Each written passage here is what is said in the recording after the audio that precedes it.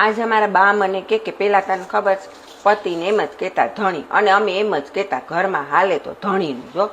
અને અત્યારે મેં કીધું બા સમજે નહીં છોકરીઓ ધણીમાં, અત્યારે ધણી હું અત્યારે તમને ખબર બા પતિદેવના નામ તો લે, હવે તો નામે લેતા કરતા બેબી ત્યાં ખાધું બોલો, ધણીને બેબી કહીને બોલાવે અને ધણિયાણીને બેબી કહીને બોલાવે. આમાં બાબોને બેબી જ કહેતા હોય, એમાં ધણી ક્યાં આમાં આવ્યું.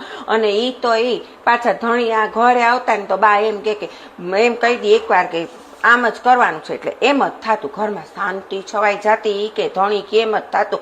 અને હવે તો ધણી ઘરમાં આવે ને એટલે પેલા પૂછે કે આજે વાસણ કોને કરવાના, એ કહી દે પેલા. એ તો એ ધણીના ખિસ્સાની ચાવી એ છે ને એ ધણિયાણીની પરમિશનથી જ ખુલે.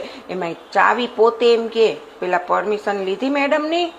અને એ તો મને એમ થાય કે ને કહેવતને જ ઊંધી કરી નાખવાની જરૂર છે કે જેની વાતમાં દમ એનું જ હાલે, પછી ધણી કે ધણિયાણી કાંઈ ફરક જ નથી પડવાનો.